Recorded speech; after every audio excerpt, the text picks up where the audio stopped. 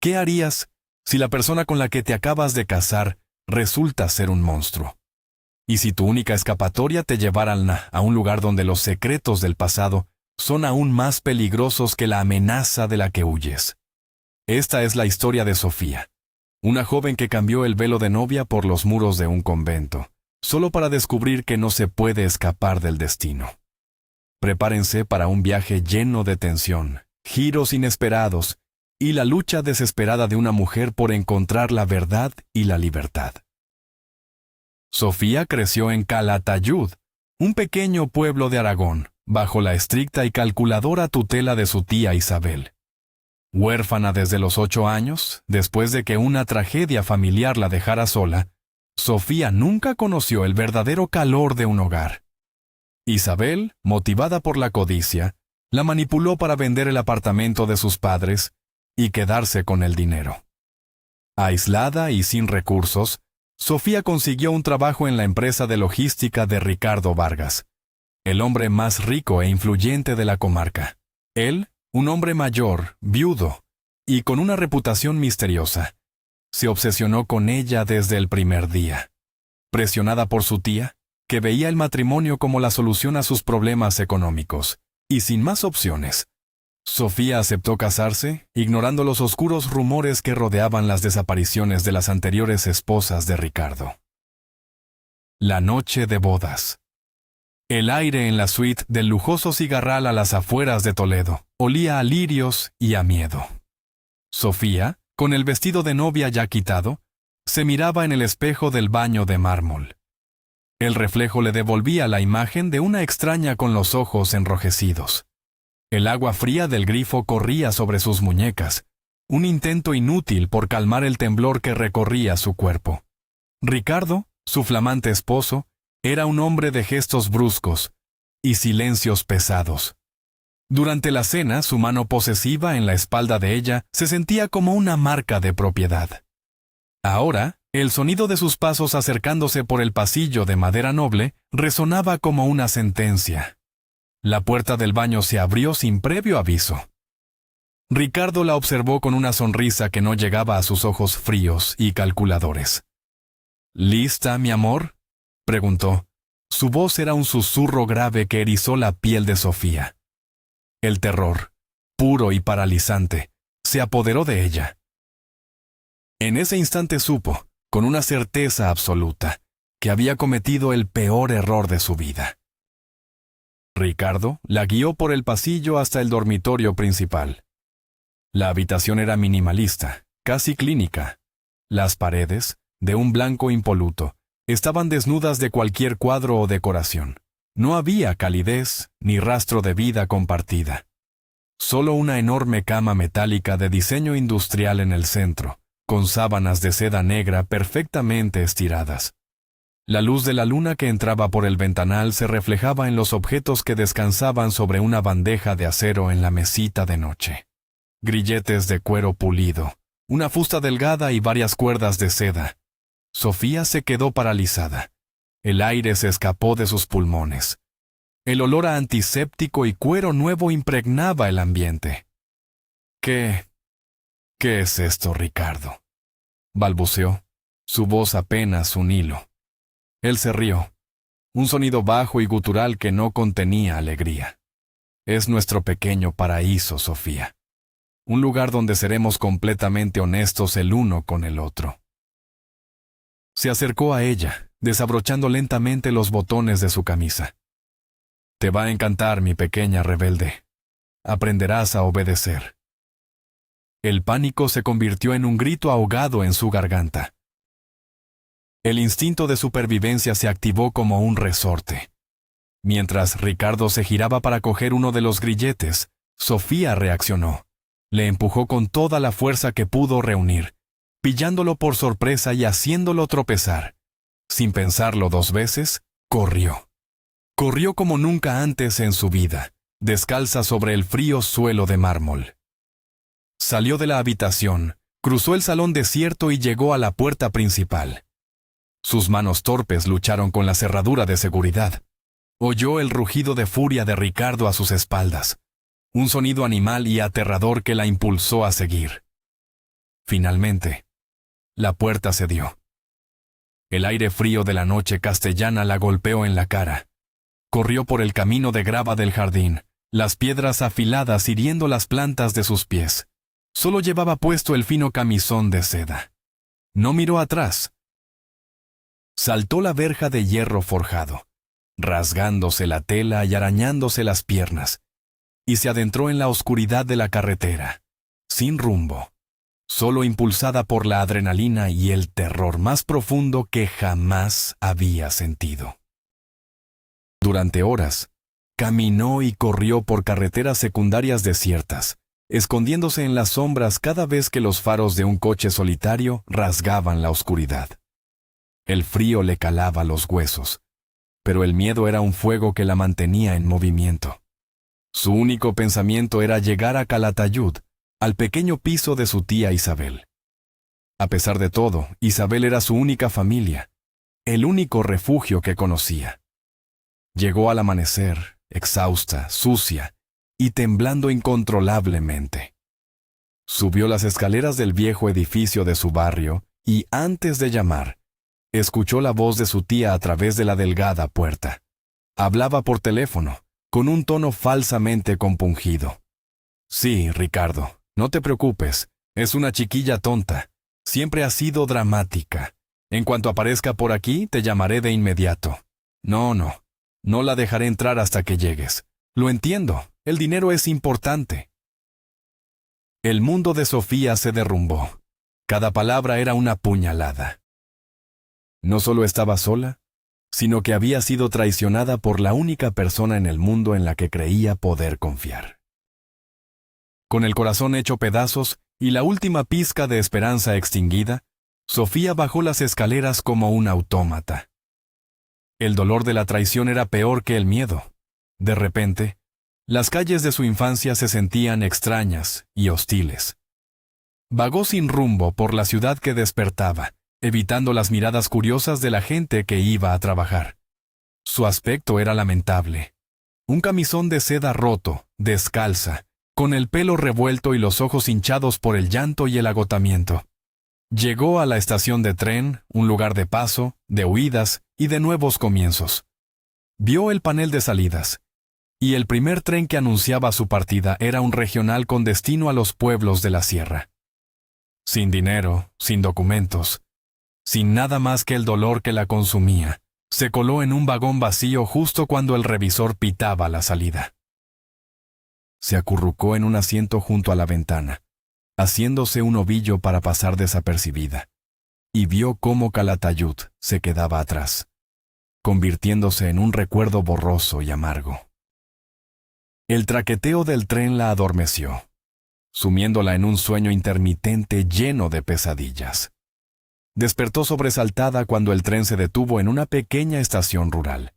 A través de la ventanilla leyó un cartel de madera tallada: Monasterio de Piedra. Un vago recuerdo de una excursión escolar le vino a la mente. Un lugar de paz, aislado del mundo, rodeado de bosques y cascadas. Un santuario. En ese momento, la idea se sintió como una revelación, una señal.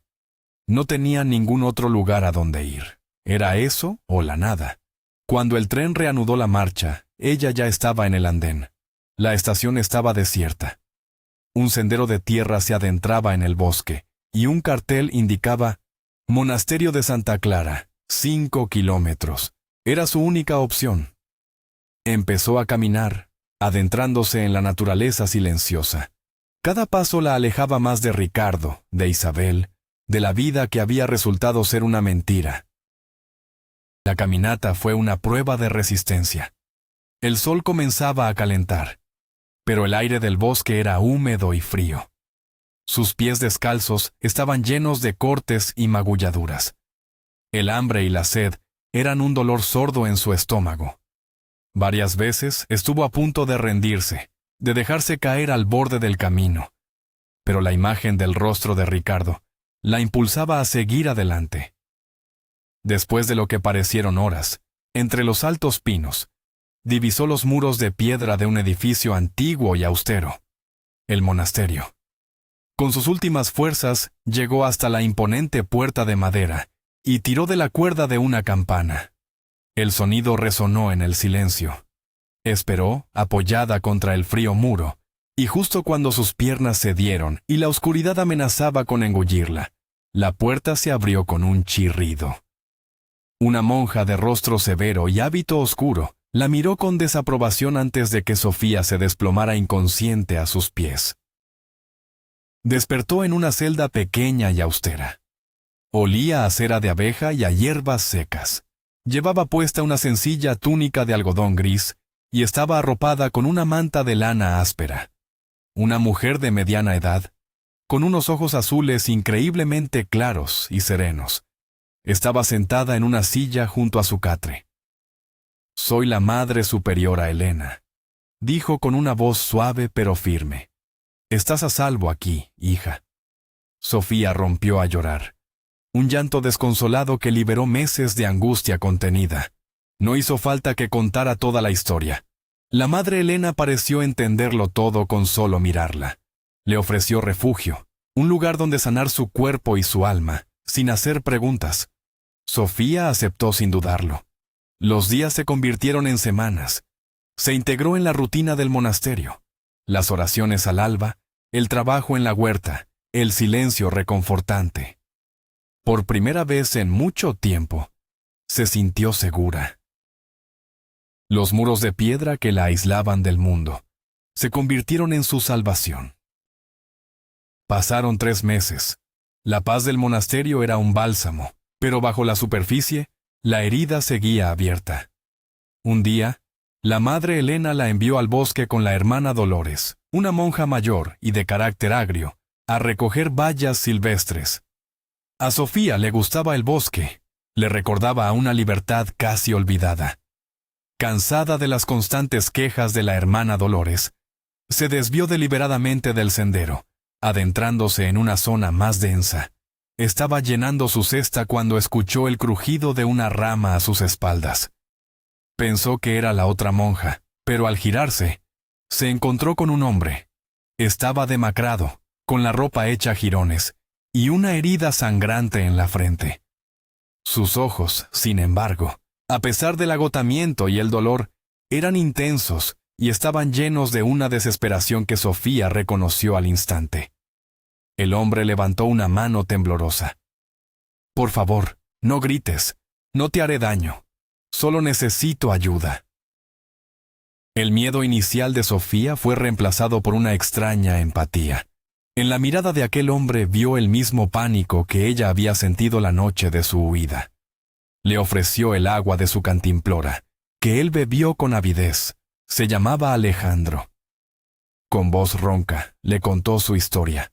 Era un fugitivo, había escapado de una prisión cercana, pero juró que era inocente. «Me tendieron una trampa», dijo, sus ojos fijos en los de ella, buscando una señal de confianza. Trabajaba como jefe de logística para un empresario de importación. Descubrí que usaba los camiones para mover mercancía ilegal. Cuando quise denunciarlo, me acusó a mí. Manipuló todas las pruebas. Sofía lo escuchaba, y un escalofrío recorrió su espalda. «¿Cómo se llama ese empresario?», preguntó, aunque una parte de ella ya sabía la respuesta.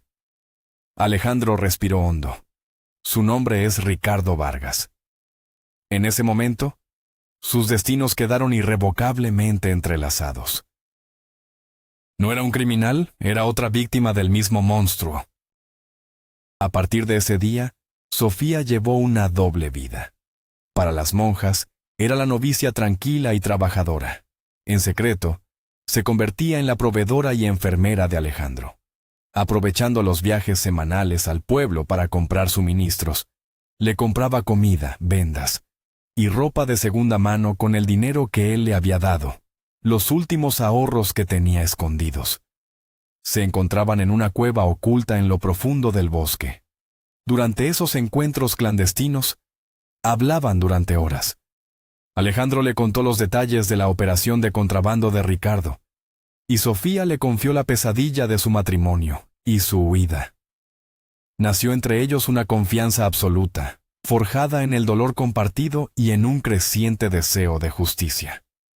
La presencia de Alejandro despertó en Sofía una fuerza que no sabía que poseía. La idea de simplemente esconderse ya no era suficiente. Quería luchar. Quería que Ricardo pagara por lo que les había hecho a ambos. Una tarde, mientras la luz del sol se filtraba por las hojas de los árboles, Alejandro la miró con seriedad. No podemos seguir así, Sofía. No puedo esconderme en este bosque para siempre, y tú no mereces vivir encerrada. Conozco a alguien en Madrid. Un viejo contacto de la cárcel, se llama Javier. No es un santo, pero le debe un favor a un amigo, y odia a los empresarios corruptos como Vargas. Él puede ayudarnos a conseguir pruebas, a limpiar mi nombre. La idea de abandonar la seguridad del monasterio y adentrarse en el peligroso mundo de Madrid la aterraba. Pero mirar a Alejandro, ver la determinación en sus ojos, le dio el valor que necesitaba. «Iré contigo», dijo, su voz firme. Esa misma noche, habló con la Madre Superiora Elena. Le contó la verdad, o al menos una parte. Le habló de un hombre acusado injustamente y de su necesidad de ayudarlo. La abadesa la escuchó en silencio, su mirada sabia y compasiva. «El mundo del que huiste ha venido a buscarte, hija. Ve, pero ten cuidado, que tu búsqueda de justicia no te consuma». Le dio algo de dinero y su bendición. Bajo el manto de la noche, Sofía se deslizó fuera de los muros del monasterio. Alejandro la esperaba al borde del bosque. Juntos, caminaron hasta la carretera y tomaron un autobús nocturno que los llevaría a Madrid. El viaje fue largo y silencioso. La inmensidad de la ciudad, con sus luces de neón y su ruido incesante, era abrumadora después de meses de silencio monástico. Sofía se sentía vulnerable, expuesta. Alejandro, sintiendo su miedo, le tomó la mano. Su contacto era cálido y reconfortante. «Todo saldrá bien», le susurró. «Estamos juntos en esto». Esas palabras se convirtieron en su ancla. Ya no era la joven asustada que había huido de su boda. La adversidad la había endurecido, y la presencia de Alejandro le daba un propósito. La lucha por su libertad acababa de comenzar, y Madrid era el nuevo campo de batalla. El bar de Javier, el Búho Nocturno, estaba en un callejón oscuro del barrio de Lavapiés. El aire estaba cargado de humo de tabaco y el olor a cerveza rancia. La música sonaba a un volumen atronador. Sofía se sintió fuera de lugar, pero se mantuvo cerca de Alejandro, quien navegaba por el local con una familiaridad preocupante. Javier era un hombre corpulento, con una cabeza rapada y una sonrisa que era a la vez encantadora y depredadora. Los recibió en un reservado en la parte de atrás, separado del bullicio por una cortina de terciopelo raído. Escuchó su historia con atención, sus ojos pequeños y astutos evaluando a Sofía de arriba a abajo. «Así que la nueva esposa del gran Ricardo Vargas», dijo con una risa socarrona. «Esto se pone interesante. Vargas es un pez gordo, muy escurridizo. Derribarlo no será fácil, ni barato». La atmósfera era tensa.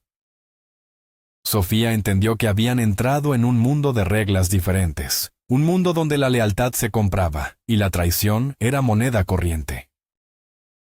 Javier aceptó ayudar, pero sus motivos eran claramente egoístas. Vio la oportunidad de ajustar viejas cuentas y, sobre todo, de sacar un buen pellizco. «Vargas está preparando un envío grande», explicó, sirviéndose un whisky.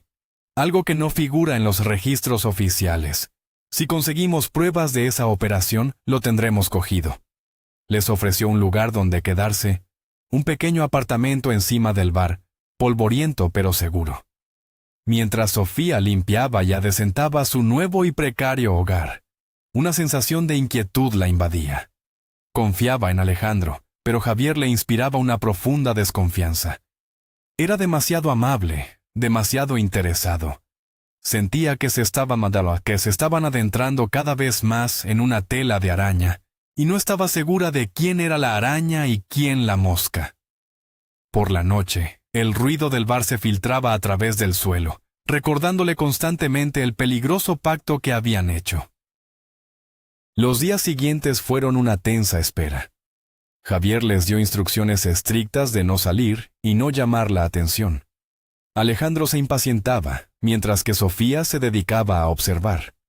Se hizo amiga de Carmen, la cocinera del bar, una mujer de unos 50 años, de rostro amable y manos trabajadoras, que parecía un oasis de normalidad en medio de aquel ambiente sórdido.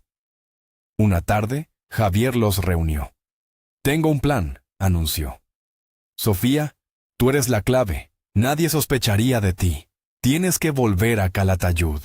Contacta con algún antiguo compañero de la oficina, alguien de confianza. Necesitamos que accedas a los servidores de Vargas Logística y copies los detalles del próximo envío. Ruta, contenido, fecha. Es la única manera». El pánico se apoderó de Sofía. Volver al lugar de su pesadilla, exponerse a que Ricardo la encontrara. Parecía una sentencia de muerte, pero al ver la mirada de Alejandro, supo que no tenía otra opción. Era un riesgo que debía correr. La semana siguiente, Javier organizó una fiesta en el bar para celebrar su cumpleaños. Era una tapadera para reunir a su gente y discutir los detalles del plan. El local estaba abarrotado de personajes de aspecto peligroso. Sofía se sentía como un animal en una jaula, expuesta y observada. Javier la presentó a todos como la dama que hará caer al rey. La obligó a beber y a sonreír, mientras por dentro el miedo la consumía.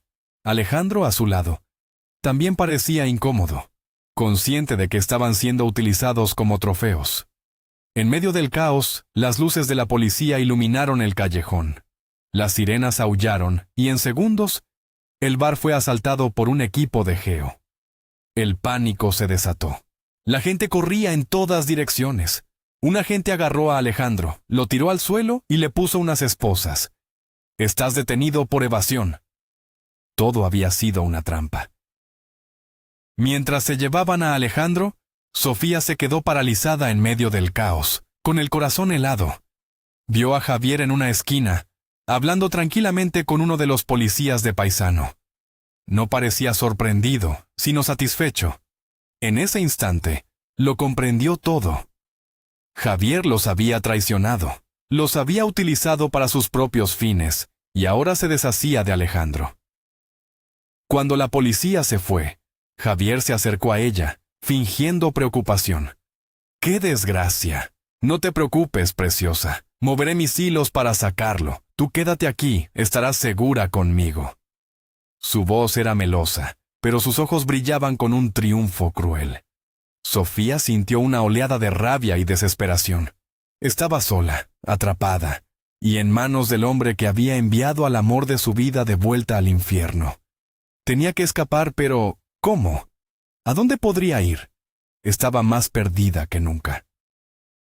A la mañana siguiente, destrozada pero con una nueva y fría determinación, Sofía buscó a la única persona en ese lugar que le había mostrado una pizca de amabilidad. Carmen, la cocinera. La encontró en la cocina antes de que el bar abriera, amasando pan con energía. Con la voz entrecortada, Sofía le contó todo. La traición de Javier, la captura de Alejandro, su desesperación. Carmen dejó de amasar y la miró con profunda compasión. «Sabía que ese Javier no era trigo limpio», dijo, secándose las manos en el delantal. «Escúchame bien. No puedes confiar en él. Tienes que salir de aquí». Carmen dudó un instante, luego tomó una decisión. «Mi hijo es abogado. Acaba de empezar, es defensor de oficio, pero es listo y honrado. ¿Te ayudará? Se llama Mateo». Esa pequeña luz de esperanza fue suficiente para que Sofía se aferrara a ella con todas sus fuerzas. Esa misma tarde, Carmen organizó un encuentro en su modesto apartamento en Usera. Mateo era un joven de aspecto serio y mirada inteligente, que contrastaba enormemente con el entorno de su madre. Escuchó el relato de Sofía con una concentración absoluta, sin interrumpirla, tomando notas en un cuaderno. Hizo preguntas precisas y agudas. A diferencia de Javier, que solo veía una oportunidad, Mateo vio una injusticia.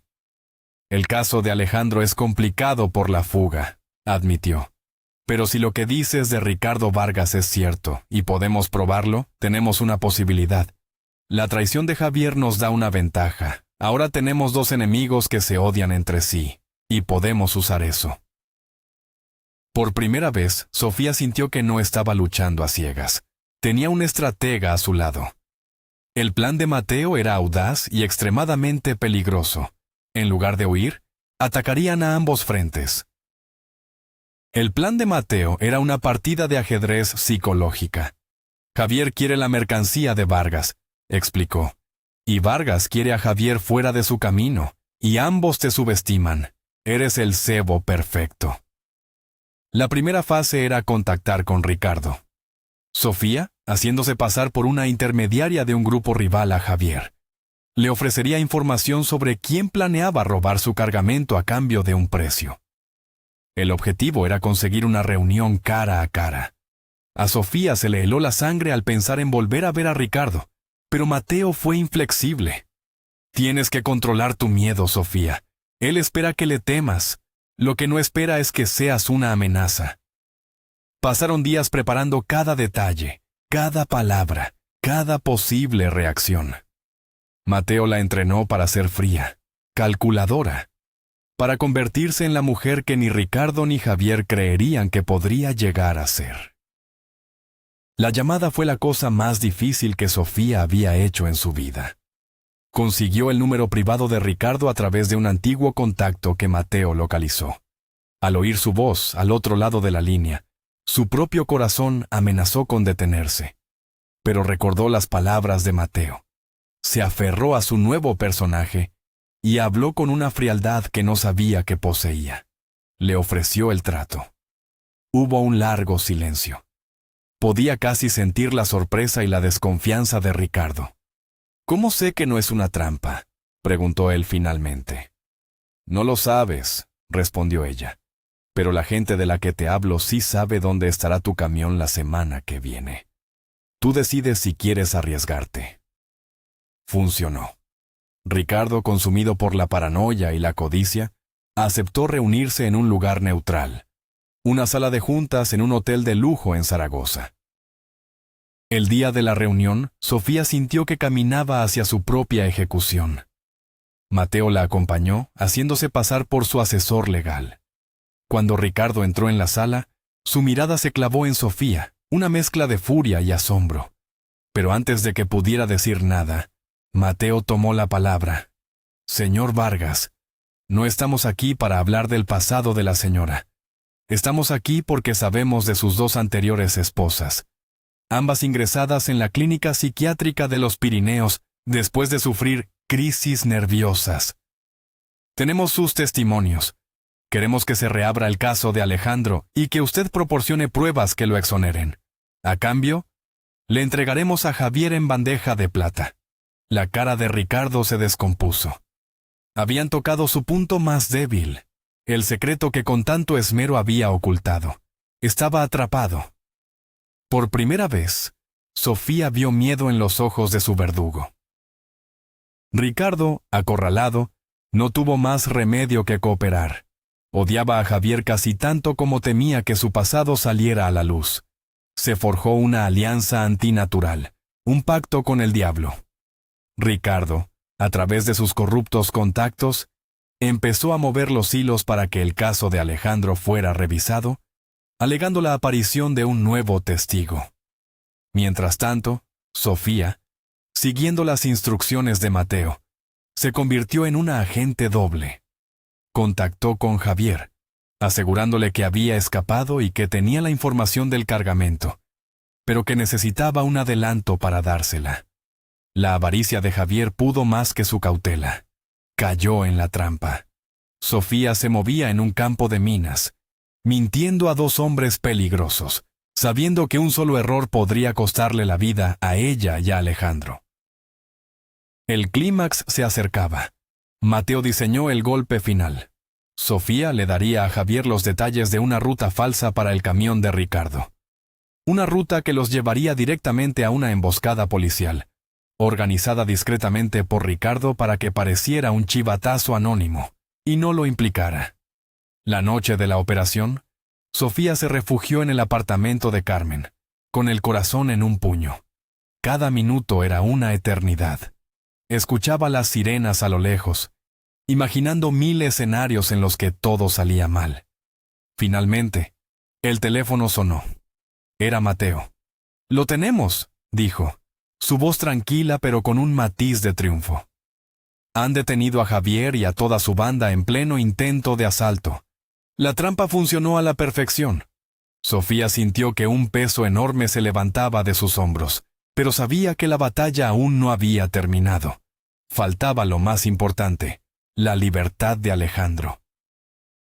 Con Javier fuera de juego, Ricardo cumplió su parte del trato, aunque a regañadientes. Hizo aparecer a un testigo, pagado, que confesó haber trabajado para Javier, y haber sido él quien colocó la mercancía ilegal en el camión que supervisaba a Alejandro. La confesión, unida a la falta de pruebas sólidas en el juicio original, fue suficiente. El caso de Alejandro fue reabierto y, en una vista rápida, el juez desestimó los cargos. Una semana después, Sofía esperaba a las puertas de la prisión de Soto del Real. El sol de la mañana era cálido. Vio a Alejandro salir, parpadeando bajo la luz, más delgado pero con la misma intensidad en la mirada. Corrió hacia él y se abrazaron.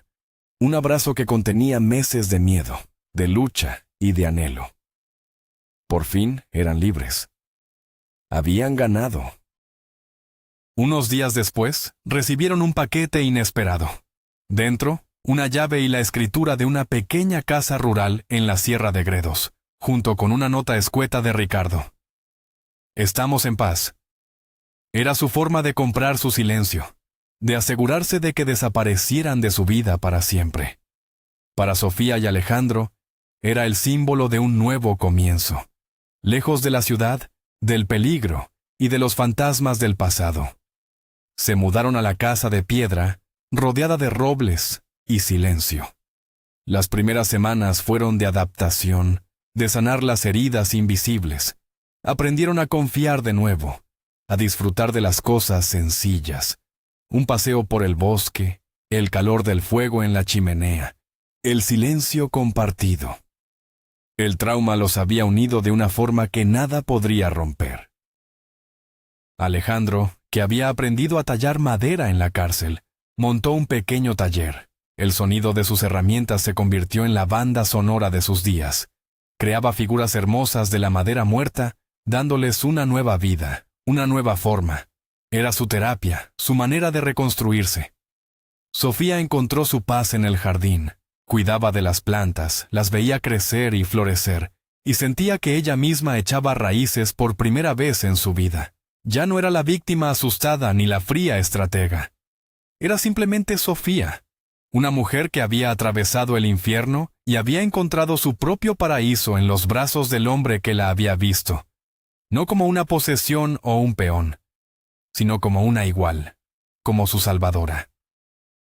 Una tarde, sentados en el porche mientras el sol se ponía tras las montañas, tiñendo el cielo de naranja y púrpura, Alejandro le tomó la mano. «¿Recuerdas cuando nos encontramos en el bosque? Estabas tan asustada como yo, pero me ayudaste. Salvaste mi vida, Sofía». Ella sonrió, apoyando la cabeza en su hombro. «Y tú salvaste la mía. Me enseñaste a luchar, a no rendirme». Se quedaron en silencio, observando cómo las primeras estrellas aparecían en el cielo. Ya no había miedo, solo una inmensa gratitud y un amor profundo y sereno. Habían perdido mucho, pero habían encontrado lo más importante: la libertad, la paz y el uno al otro. Su historia, que comenzó con una traición y una huida, se había convertido en un testimonio de resiliencia y en la más bella historia de amor. Pasaron los años. La casa rural se convirtió en un hogar lleno de risas y del aroma de la madera y las flores. El taller de Alejandro prosperó. Sus esculturas eran apreciadas por su belleza y su alma. Sofía convirtió su jardín en una pequeña explotación de plantas aromáticas. Tuvieron 2 hijos, un niño con los ojos serios de su padre y una niña con la sonrisa luminosa de su madre. A veces, por la noche, Sofía despertaba de una pesadilla, recordando el frío de la habitación de Ricardo o la mirada cruel de Javier. Pero entonces sentía el brazo de Alejandro a su alrededor. Escuchaba la respiración tranquila de sus hijos en la habitación de al lado, y el miedo se desvanecía. Habían construido una fortaleza de amor y normalidad, un santuario mucho más fuerte que cualquier muro de piedra. Habían demostrado que incluso después de la noche más oscura, el sol siempre vuelve a salir. Y así, la pesadilla de Sofía se transformó en un sueño de paz y amor. Su historia nos demuestra que la verdadera fuerza no reside en la ausencia de miedo, sino en la valentía de enfrentarlo. Ella y Alejandro, dos almas rotas por la crueldad de un mismo hombre, encontraron en su unión la fuerza para derribar a sus monstruos y construir una nueva vida desde las cenizas. Un poderoso recordatorio de que la justicia puede tardar, pero llega, y que el amor puede florecer en los lugares más inesperados. Muchas gracias por acompañarnos en este intenso viaje. Si esta historia te ha emocionado y te ha mantenido en vilo, por favor, dale a me gusta. Suscríbete a nuestro canal para no perderte ninguna de nuestras próximas narraciones y comparte tu opinión en los comentarios. Nos encantaría saber, ¿crees en las segundas oportunidades y en que se puede encontrar la felicidad después de una gran traición?